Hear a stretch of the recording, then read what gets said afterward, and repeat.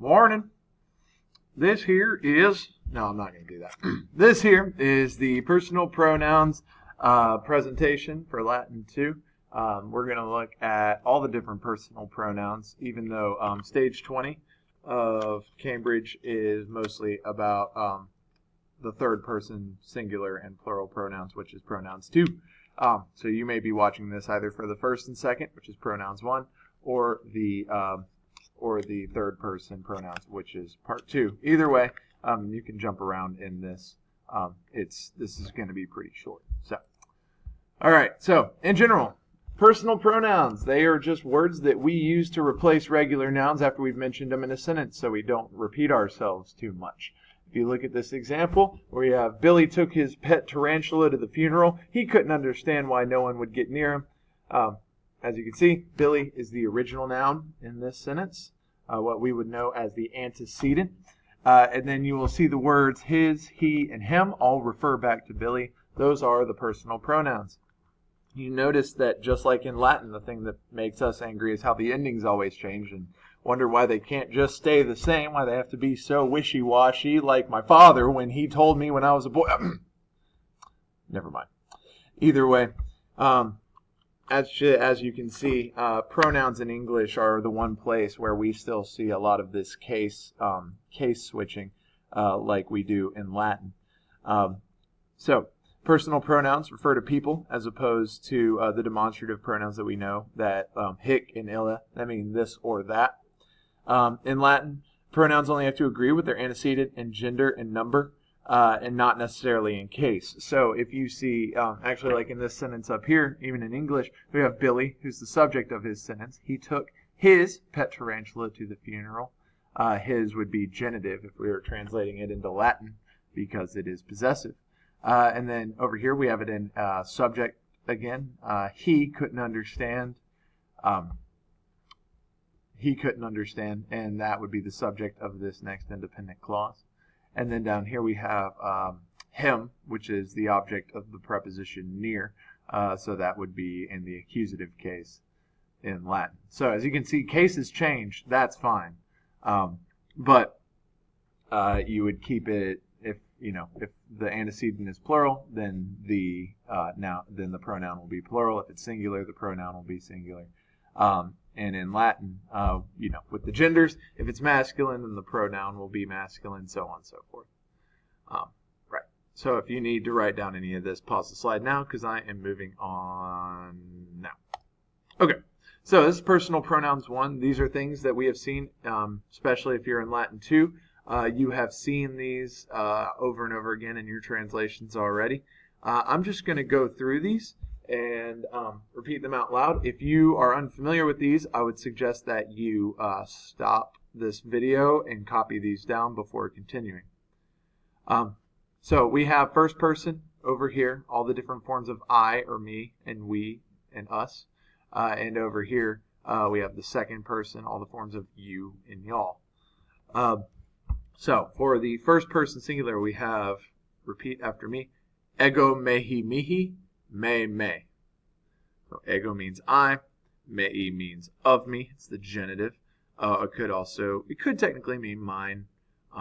That's also the word, the adjective meus. We can talk about that later if you want. We have mihi, which is the dative, meaning to or for me. Then we have me, which is me in English. And then down here we have me again, which means by or with me. Get out of the way, stupid little black box. There you are. Okay, no, it's still cut off.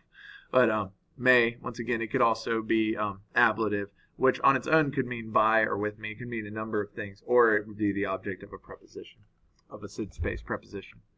For the plural of I, we have we. So we have nos, nostri nobis, nos nobis.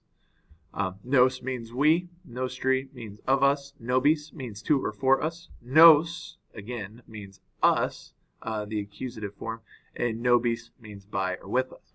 Over on the second person side, we have, repeat after me, tu, tui, tibi, te, te, and that is you for two, of you for tui, tibi is to or for you, te is you, and te again could be by or with you.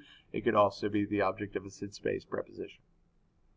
And then lastly, we have the second person plural, which is, repeat after me, vos vestri. Oh, I have a typo. There should be an R right here between this T and this I. I will change that before it gets posted.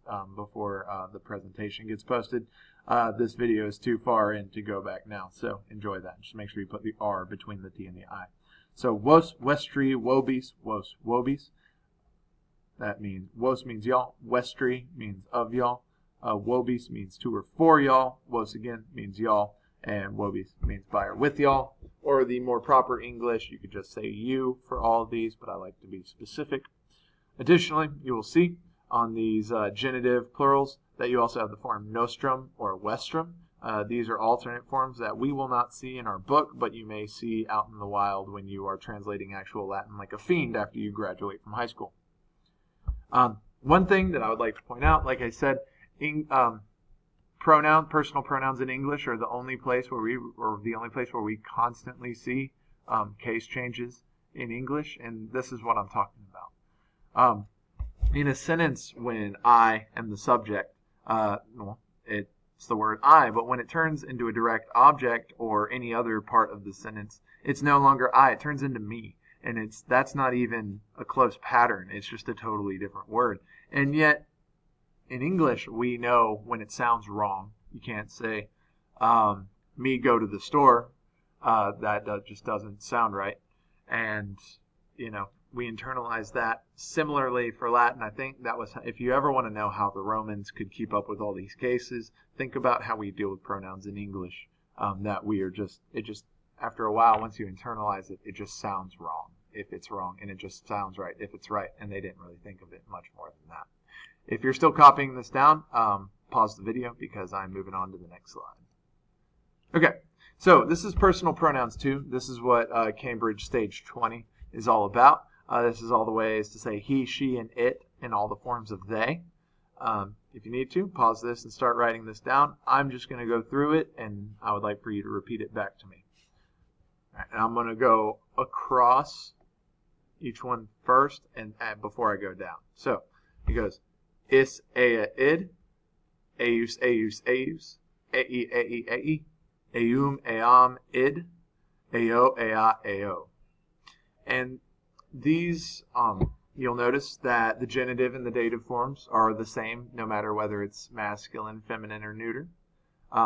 Is he, ea is she, id is it. These are all the forms of he, she, or it. A is to or for he, she, or it. Eum is him. Once again, you can see it just totally changes whether it's a subject or a direct object.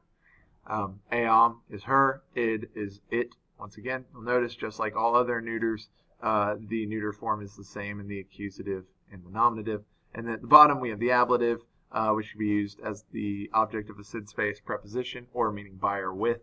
Ao means by or with him, ea means by or with her, and ao means by or with it. Same in the masculine and the neuter. If you need to write this down, pause it because I'm moving on to the plurals. Okay, this one's actually a little simpler because these are all endings that we know from the first and second declension. So we have, repeat after me, ei, ai, ea, eorum, earum, eorum, eis, eis, eis, eos, eas, ea, and eis, eis, eis. And notice that the dative is the same. Dative is the same as the ablative, and vice versa. The masculine follows second declension endings. The feminine follows, or second declension masculine endings. Feminine follows first declension endings, and neuter follows second declension plural endings. So not too much explanation. All of these translations come out to roughly the same, since in English we have just one general pronoun in the plural, and that is they or them. If you're still copying this down, go ahead and pause because I'm just moving on to this last little slide right here. That's basically it for the personal pronouns. You'll see them pop up throughout. You just translate them straight up, and it shouldn't be too much more complicated than that. To practice further, and for the Codex Missionis this week, you'll see Cambridge Stage 20 in the Quizlet, personal pronouns. This is a set that has some practice kind of built into it. You have to think if you're looking at the English in order to figure out what the Latin will be. About the Language 2, questions 1 through 8 on page 170 in the Stage 20 packet. That we are going to be doing a boss battle over that. Also, on It's Learning, you'll see some practice quizzes pop up that I have not made or named yet, so just keep an eye out for those. And lastly, we have the translations. You'll see these pop up all throughout translations, both now and in the future. These get used a lot, just like they do in English. And that is all for the personal pronouns, part 1 and 2. Come see me if you have any questions. Godspeed, and have a wonderful day.